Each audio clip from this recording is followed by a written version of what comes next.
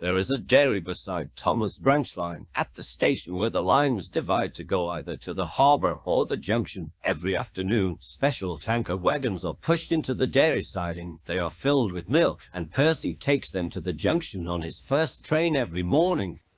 Thomas explained this to Wilbert. There's a hose pipe thing which puts the milk into the tankers, he said. They'll be ready by the time you get there for the first train. Sounds easy enough, said Wilbert. Thomas told him a great many other details too. Wilbert listened carefully, trying hard to remember them all.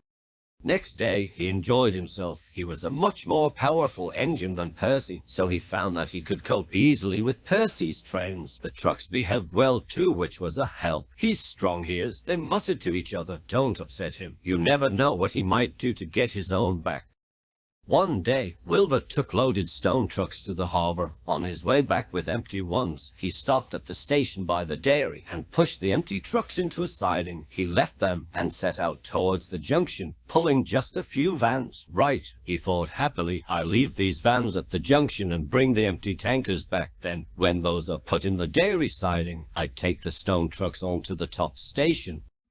They met James at the junction. James knew who Wilbert was, of course, and asked how he was getting on. Wilbert chatted excitedly about the jobs he had been given to do that day. Sounds as if you're enjoying yourself, James said, but it's best to take things slowly at first, and he puffed away.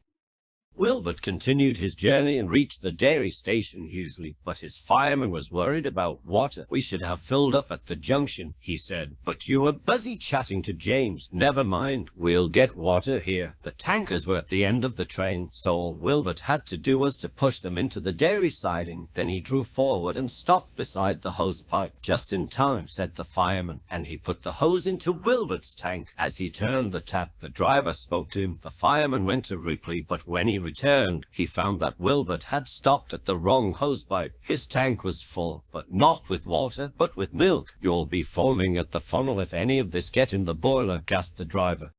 Quickly they put out Wilbert's fire, and the fireman telephoned for help. Thomas came as soon as he could, and pulled Wilbert back to the top station. Wilbert's tank was emptied and was given a thorough clean. Next morning, he was quite all right again. You and Percy make a fine pair, laughed Thomas. He had the porridge, and you had the milk.